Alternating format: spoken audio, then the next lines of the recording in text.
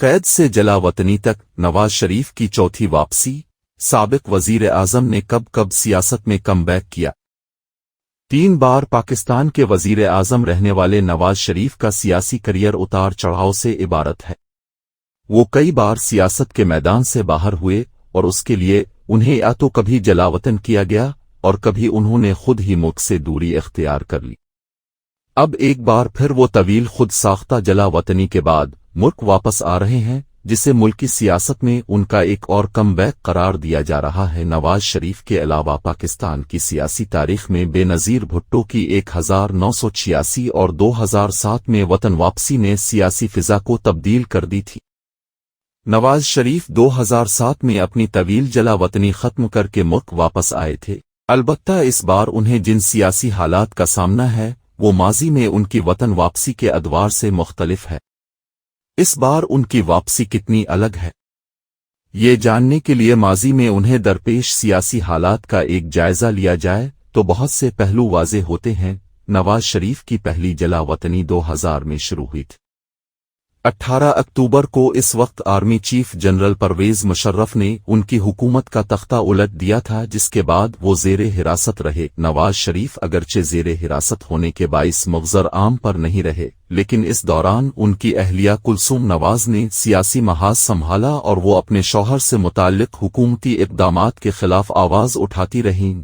نواز شریف کے خلاف چلنے والے مقدمے پر دنیا کی نگاہیں جمی تھیں اور خدشہ ظاہر کیا جا رہا تھا کہ 1977 میں فوج کے ہاتھوں اقتدار سے محروم ہونے والے ذوالفقار علی بھٹو کی طرح کہیں نواز شریف کو بھی سزائے موت کی سزا نہ سنا دی جائے۔ نواز شریف کے خلاف چلنے والے مقدمے میں ان کے وکیل اقبال رات کو مارچ 2000 میں نامعلوم افراد نے قتل کر دیا تھا، جس کے بعد بے یقینی میں مزید اضافہ ہو گیا۔ اپریل 2000 میں انسداد دہشت گردی کی ایک عدالت نے نواز شریف کو army chief general Pervez Musharraf کا طیارہ اغوا کرنے اور دہشت گردی کے الزامات میں عمر قید کی سزا سنائی۔ اس مقدمے میں نواز شریف کے علاوہ ان کے بھائی شہباز شریف سمیت 5 اعلیٰ حکومتی عہدے دار بھی نامزد تھے۔ تاہم عدالت نے نواز شریف کے سوا دیگر ملزمان کو الزامات سے بری قرار دیا تھا۔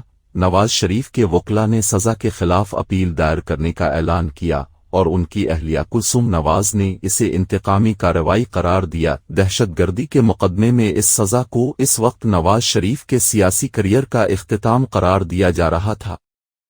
اس کیس کے علاوہ اس وقت ملک میں جنرل پرویز مشرف کی حکومت نے نواز شریف اور ان کے خاندان پر کرپشن اور حکومتی اختیارات سے کاروباری فوائد حاصل کرنے کے الزامات بھی عائد کیے تھے۔ ماضی کی طرح جنرل پرویز مشرف کے اقتدار میں آنے کے بعد بھی احتساب کے مطالبات کی باز گزشت تھی، لیکن نواز شریف کی سزا کے 8 ماہ بعد ہی 10 دسمبر کو یہ خبر سامنے آئی کہ نواز شریف اپنے خاندان کے 18 افراد کے ساتھ سعودی عرب کے شہر جدہ روانہ ہو گئے ہیں۔ جنرل پرویز مشرف کی حکومت نے انہیں بیرون ملک جانے کی اجازت دی تھی، جبکہ مسلم لیگ نون سے تعلق رکھنے والے اس وقت کے صدر مملکت رفیق تارڑ کا کہنا تھا کہ نواز شریف کی سزا کی معافی کی درخواست انہوں نے منظور کی تھی۔ بعد ازاں یہ تفصیل سامنے آئی کہ نواز شریف سعودی شاہی خاندان کی ثالثی سے ہونے والے ایک معاہدے کے تحت جدہ گئے تھے۔ اس معاہدے میں نواز شریف نے 10 سال تک سیاسی سرگرمیوں میں حصہ نہ لینے کا وعدہ کیا تھا، جبکہ ان کی لاکھوں ڈالر مالیت کی جائیدادیں بھی ضبط کر لی گئی تھیں۔ نواز شریف پاکستان کی تاریخ کے پہلے وزیر اعظم تھے جنہیں اس طرح ایک معاہدے کے تحت جلا وطن کیا گیا تھا، جبکہ ان سے قبل سابق بے نظیر بھٹو لندن میں خود ساختہ جلا وطنی گزار رہی تھیں۔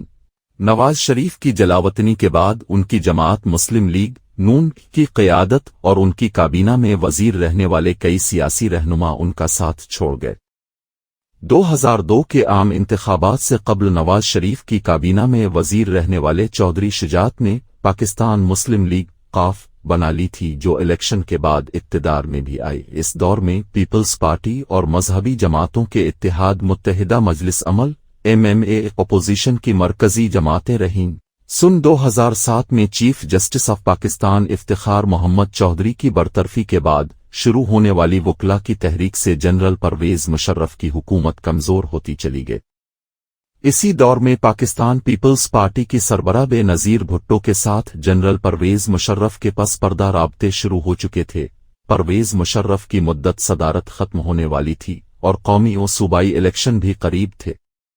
वो एक बार फिर इलेक्शन में हिस्सा लेने की तैयारी कर रहे थे कि नवाज शरीफ ने 10 सितंबर 2007 को वतन वापसी का फैसला किया। इससे कबल अगस्त में सुप्रीम कोर्ट ने अपने एक फैसले में करार दिया था कि नवाज शरीफ को वतन वापसी के हक से महरूम नहीं किया जा सकता। अगरचे हुकूमत ने इब्तिदाई तौर पर अदालती फैसले का एहतराम करने का मौक़िफ़ इख्तियार किया, लेकिन नवाज शरीफ की वतन वापसी से कबल ही मुस्लिम लीग नून के कारकुनान के खिलाफ क्रैक डाउन शुरू कर दिया गया था।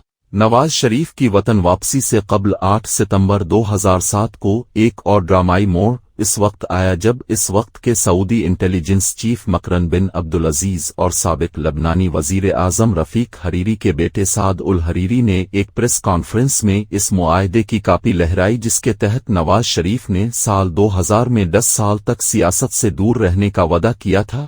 इन दोनों गैर मुल्की रहनुमाओं ने नवाज शरीफ पर वतन वापसी और सियासत से बाज रहने के लिए जोर दिया, लेकिन 10 सितंबर 2007 को नवाज शरीफ लंदन से इस्लामाबाद के लिए रवाना हो गए। 7 साला जला वतनी के बाद नवाज शरीफ की वतन वापस आने की ये पहली कोशिश नाकाम रही। हुकूमत ने मुस्लिम लीग नून के कायदीन और कारकुनान की गिरफ्तारियां पहले ही शुरू कर दी थीं, जबकि 10 सितंबर को इस्लामाबाद एयरपोर्ट भी सील कर दिया गया। इस्लामाबाद पहुंचने के बाद पहले तो नवाज शरीफ को तकरीबन 90 मिनट तक जहाज ही से बाहर नहीं आने दिया गया। जहाज से उतरने के बाद उन्हें एयरपोर्ट से बाहर नहीं आने दिया गया और मुल्क पहुंचने के तकरीबन 4 घंटे बाद उन्हें सऊदी अरब डिपोर्ट कर दिया गया। अक्टूबर 2007 के बाद पाकिस्तान में तेजी से सियासी हालात बदल रहे थे।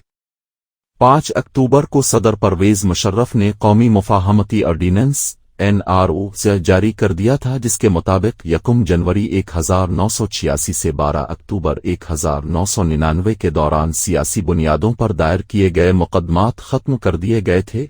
NRO को बेनज़ीर भुट्टो और परवेज मुशर्रफ के दरमियान जारी मुज़ाकरात का नतीजा करार दिया जाता था। ताहम ऑर्डिनेंस में शफाफ इंतखाबात के इनेकाद के लिए कौमी क़ियादत पर एतमाद की बहाली को इसका मकसद करार दिया गया था। अक्टूबर 2007 ही में 8 बरस की जला वतनी खत्म करने के बाद बेनज़ीर भुट्टो ने दुबई से कराची आने का ऐलान कर दिया था। 18 अक्टूबर को उनके खैर मुकदमी काफिले में 2 जोरदार धमाके हुए, जिसके नतीजे में 150 से ज़ायद अफराद हलाक हो गए।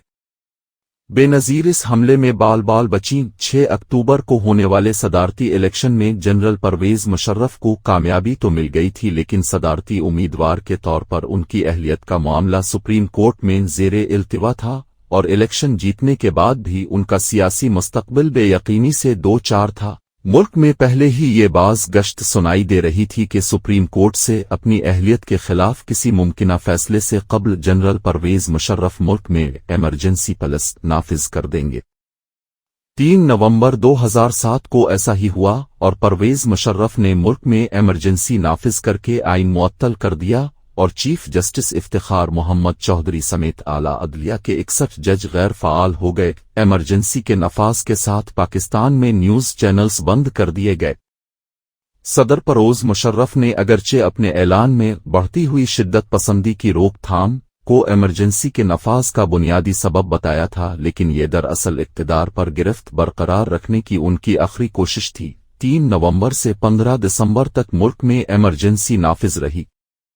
इसी दौरान 28 नवंबर को जनरल परवेज मुशर्रफ ने आर्मी चीफ का ओहदा छोड़कर पाकिस्तानी फौज की कमान जनरल अशफाक परवेज कियानी के हवाले कर दी और खुद 29 नवंबर को सिविलियन सदर के तौर पर हल्फ उठा लिया। इन हालात में 25 नवंबर 2007 को नवाज शरीफ वतन वापस आ गए।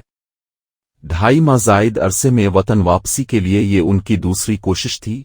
इस दौर की मीडिया रिपोर्ट्स के मुताबिक परवेज मुशर्रफ ने सऊदी बादशाह शाह अब्दुल्ला से राब्ता करके उन्हें नवाज शरीफ को वतन वापसी से रोकने पर आमादा करने की कोशिश की, लेकिन ये कोशिशें बेसूद साबित हुईं। नवाज शरीफ वतन वापस पहुंचे तो 8 जनवरी 2008 को इलेक्शन का ऐलान हो चुका था। मुल्क में इंतखाबी मुहिम की तैयारियां शुरू हो गई थीं, लेकिन साथ ही दहशतगर्दी की कार्रवाइयां भी उरूज पर थीं। बेनज़ीर भुट्टो, जो इससे कबल हमले में महफूज रही थीं, लेकिन 27 दिसंबर 2007 को रावलपिंडी में होने वाले हमले में जाँ बर न हो सकें। बेनज़ीर की हलाकत के बाद इंतखाबात 18 फरवरी तक मौखर हो गए थे। नवाज शरीफ 2008 के इंतखाबात में हिस्सा नहीं ले सके, अलबत्ता उनकी पार्टी सोब पंजाब में हुकूमत बनाने में कामयाब रही। इब्तिदाई तौर पर मुस्लिम लीग नून ने हुकूमत में शमूलियत इख्तियार की, ताहम बाद में जजिस बहाली पर होने वाले इख्तिलाफ की वजह से इत्तेहाद से अलहदगी इख्तियार कर ली। इसके बाद नवाज शरीफ जजों की बहाली के लिए इस्लामाबाद की जानिब होने वाले वकला के लॉन्ग मार्च का हिस्सा बने।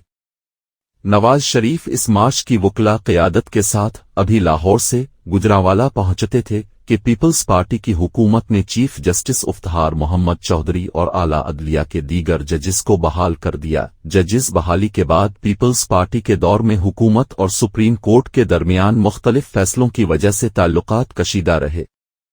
सुप्रीम कोर्ट ने इस वक्त के सदर आसिफ अली जरदारी के खिलाफ मनी लॉन्ड्रिंग केस में स्विस हुक्काम को खत न लिखने पर 19 जून 2012 को वजीर आजम यूसुफ रजा गिलानी को नाअहल कर दिया।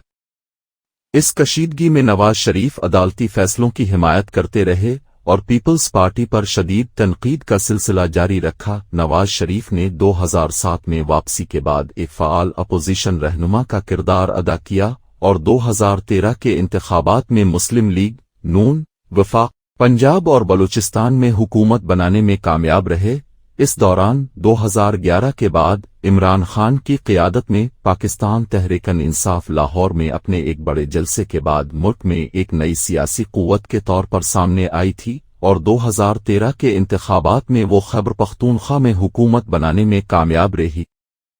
इमरान खान ने 2013 के इंतखाबी नताइज पर धांधली के इल्जामात आयद करके एहतजाजी तहरीक चलाई और धरने भी दिए। नवाज शरीफ 2013 में तीसरी बार मुल्क के वजीर आजम बन गए, लेकिन इस बार भी उन्हें इक़्तिदार से महरूम होना पड़ा। इस बार भी उन्हें पाकिस्तानी सियासत में सिविल मिलिट्री ताल्लुकात में तवाज़ुन के देरीना मसाइल का सामना करना पड़ा। नवाज शरीफ की तीसरी वज़ारत उज़्मा के दौर में 2016 का साल उनके लिए कई एतबार से फैसला कुन साबित हुआ। इस साल 3 अप्रैल को international consortium of investigative journalists (ICIJ) ने दुनिया भर की सियासी और कारोबारी शख्सियात की ऑफशोर कंपनीज से मुताल्लिक तकरीबन 11.5 लाख खुफिया दस्तावेज़ात जारी की। ये दस्तावेज़ात बाद में पनामा पेपर्स कहलाईं। उन ऑफशोर में कंपनियों में दीगर पाकिस्तानी सियासी व कारोबारी शख्सियात के अलावा 8 कंपनियों का ताल्लुक नवाज शरीफ के दोनों बेटों हसन नवाज, हुसैन नवाज और बेटी मरियम नवाज से भी था। अलबत्ता इनमें से कोई ऑफशोर कंपनी बराह रास्त नवाज शरीफ के नाम पर नहीं थी।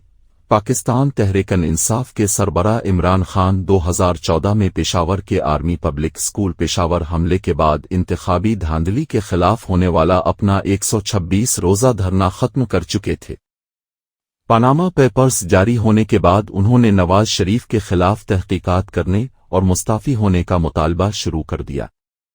अपोजिशन जमात पीपल्स पार्टी भी पनामा पेपर्स की तहकीकात के मुतालबे के हक में थी। हिज़्न इख्तिलाफ का दबाव बढ़ने के बाद वज़ीर आज़म नवाज शरीफ ने पनामा पेपर्स की तहकीकात के लिए अदालती कमीशन बनाने का ऐलान किया, लेकिन पहले तो अदालती कमीशन कवायद टर्म ऑफ रेफरेंस पर हुकूमत और अपोजिशन में इत्तेफाक न हो सका। बाद अज़ां 13 मई 2016 को chief justice of Pakistan justice Anwar Zaheer Jamali ने तहकीकात के लिए मतलूबा कानूनी इख्तियारात और गैर वाज़े टर्म ऑफ रेफरेंस की वजह से इस मामले पर एक बे-इख्तियार कमीशन बनाने से इनकार कर दिया। मुल्क में पनामा पेपर्स के बाद शुरू होने वाली सियासी हंगामा खेजी जारी थी कि नवाज शरीफ अपने तिब्बी मुआयने के लिए लंदन रवाना हो गए और 48 रोज तक वहां क़याम किया। 29 मई 2017 को उनके दिल की एक सर्जरी हुई, जिसके बाद 9 जुलाई को वो वतन वापस आए। नवाज शरीफ के लंदन में क़याम से मुताल्लिक मुख्तलिफ चामगोइयां जारी रहीं और उनके सियासी नाक़दीन ने लंदन में उनके क़याम को मुल्क में जारी सियासी बहरान से बचने कोशिश भी करार दिया। ताहम नवाज शरीफ के अहल खाना और उनकी जमात का मौक़िफ़ था कि उन्हें 2011 में दिल की सर्जरी के बाद दोबारा पेचीदगी का सामना करना पड़ा। नवाज शरीफ की लंदन से वापसी के बाद पनामा पेपर्स के मामले पर सियासी दाल रजीम हरारत मुसलसल बुलंद होता गया। 29 अगस्त 2016 को PTI के सरबराह इमरान खान ने सुप्रीम कोर्ट से रुजू कर लिया। ان کے علاوہ عوامی مسلم لیگ کے سربراہ شیخ رشید اور جماعت اسلامی کے امیر سراج الحق بھی درخواست گزاروں میں شامل تھے۔ دسمبر تک اس کیس کی سماعت جاری رہی۔ اس دوران 6 اکتوبر 2016 کو پاکستان کے انگریزی روزنامہ ڈان میں ایک خبر شائع ہوئی۔ یہ ایک ان کیمرہ اجلاس سے متعلق خبر تھی جسے پاکستانی فوج نے اجلاس کی معلومات لیک کرنے کے مترادف قرار دیا اور بعد میں اسے ڈان لیکس کا نام دیا گیا۔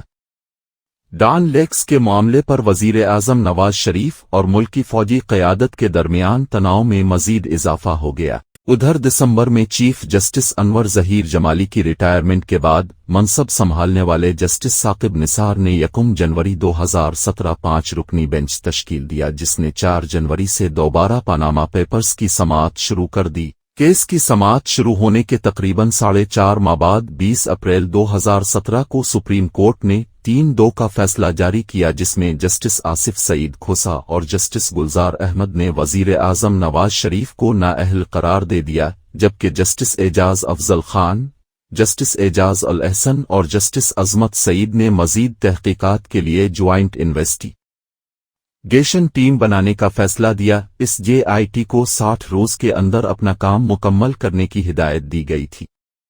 JIT میں FIA، state bank, SECP، NAB, ISI اور ملٹری انٹیلیجنس کے نمائندے شامل کیے گئے تھے اور اسے ہر 15 روز بعد اپنی رپورٹ سے عدالت کو آگاہ کرنے کا پابند کیا گیا۔ JIT کی تشکیل کے 3 ماہ بعد سپریم کورٹ 5 رکنی بینچ نے متفقہ طور پر نواز شریف کو نااہل قرار دے دیا۔ سپریم کورٹ نے قومی احتساب بیورو نیب کو نواز شریف اور ان کے اہل خانہ کے خلاف ایون فیلڈ فلیگ شپ اور العزیزیہ اسٹیل کمپنی ریفرنس فائل کرنے کا حکم دیا۔ نواز شریف کی نااہلی کے بعد انہی کی جماعت سے شاہد خاقان عباسی وزیر اعظم منتخب ہو گئے اور پنجاب میں ان کے بھائی شہباز شریف کی حکومت برقرار رہی۔ تاہم سپریم کورٹ سے نااہلی کے بعد نواز شریف کی سیاست میں واپسی کی راہیں محدود ہوتی گئیں۔ ایک جانب نیب کے ریفرنسز میں نواز شریف عدالتی کارروائی کا سامنا کر رہے تھے تو دوسری جانب فروری 2018 میں چیف جسٹس ثاقب نثار کی سربراہی میں جسٹس عمر عطا بندیال اور جسٹس اعجاز الاحسن پر مشتمل بینچ نے انہیں اپنی جماعت مسلم لیگ نون کے سربراہی کے لیے بھی نااہل قرار دے دیا۔ بعد ازاں 13 اپریل 2018 کو سمیع اللہ بلوچ بنام عبد الکریم نوشروانی کیس میں chief justice of Pakistan Saqib Nisar کی سربراہی میں جسٹس شیخ عظمت سعید، جسٹس عمر عطا بندیال، جسٹس اعجاز الاحسن اور جسٹس سجاد علی شاہ پر مشتمل بینچ نے اتفاق رائے سے آئین کے آرٹیکل 62(1)(f) کے تحت ہونے والی نااہلی کو تاحیات قرار دے دیا۔ نواز شریف کے خلاف نیب کیسز کی کارروائی جاری تھی۔ وہ 18 اپریل 2018 کو لندن میں اپنی علیل اہلیہ بیگم کلثوم نواز کی عیادت کے لیے روانہ ہو گئے۔ لندن روانگی کے لیے انہیں احتساب عدالت میں پیشی سے استثناء دیا گیا۔ 6 جولائی 2018 کو احتساب عدالت نے نواز شریف کو غیر موجودگی میں ایون فیلڈ ریفرنس میں 10 برس قید کی سزا سنا دی۔ اس کیس میں ان کی بیٹی مریم نواز کو 7 برس اور کیپٹن صفدر کو 1 سال قید کی سزا سنائی دی۔ اس سزا کے بعد نواز شریف 13 جولائی 2018 کو اپنی بیٹی مریم نواز کے ہمراہ لاہور واپس آئے جہاں انہیں ایئرپورٹ ہی سے حراست میں لے لیا گیا۔ نواز شریف 25 جولائی کو ہونے والے الیکشن کی مہم میں بھی حصہ نہیں لے سکے۔ اس الیکشن کے نتیجے میں پاکستان تحریک انصاف اقتدار میں آئی اور اگست میں عمران خان پاکستان کے وزیر اعظم بنے۔ ان کے دور میں مسلم لیگ نون اور پاکستان پیپلز پارٹی کی قیادت پر نیب نے کئی مقدمات چلائے۔ بعد ازاں 24 دسمبر کو احتساب عدالت نے نواز شریف کو فلیگ شپ ریفرنس میں بری کر دیا، جبکہ احتساب عدالت نے العزیزیہ اسٹیل مل ریفرنس میں انہیں 7 سال قید کی سزا سنا دی۔ قید کے دوران اسلام آباد ہائی کورٹ نے 29 اکتوبر 2019 کو العزیزیہ کیس میں طبی بنیادوں پر نواز شریف کی سزا 8 ہفتوں کے لیے معطل کر دی۔ 16 نومبر کو لاہور ہائی کورٹ نے 4 ہفتوں کے لیے نواز شریف کو طبی معائنے کے لیے برطانیہ جانے کی اجازت دی اور حکومت کو ان کا نام ECL سے خارج کرنے کا حکم دیا، جس کے بعد 19 نومبر 2019 کو وہ برون ملک روانہ ہو گئے۔ 4 ہفتوں کے لیے دی گئی اس اجازت کے بعد نواز شریف لگ بھگ 4 برس لندن میں قیام کے بعد 21 اکتوبر کو چوتھی بار پاکستان واپس آ رہے ہیں۔ گزشتہ 4 برسوں میں بہت کچھ بدل چکا ہے۔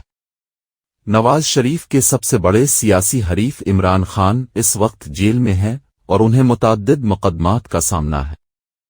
تحریک انصاف 9 مئی 2023 کے واقعات کے بعد ٹوٹ پھوٹ کا شکار ہے۔ سال 2018 کے مقابلے میں آج نواز شریف کے لیے حالات سازگار نظر آتے ہیں۔ پی ڈی ایم کی حکومت میں مسلم لیگ نون کی اتحادی جماعت کے قائدین بھی اس جانب اشارہ کر رہے ہیں۔ گزشتہ ہفتے اپنی ایک تقریر میں پیپلز پارٹی کے سربراہ بلاول بھٹو نے جلسہ عام سے خطاب میں کہا کہ ریاست نواز شریف کو واپس لانے کے لیے ہر ممکن کوشش میں مصروف ہے۔ ان حالات میں جلا وطنی کے بعد چوتھی بار ملک واپس آنے والے نواز شریف کے لیے اقتدار میں واپسی کا راستہ بھی ہموار ہوگا یا نہیں؟ آئندہ حالات و واقعات ہی اس سوال کے جواب کا تعین کریں گے۔ رپورٹ بشکریہ رانا محمد آصف۔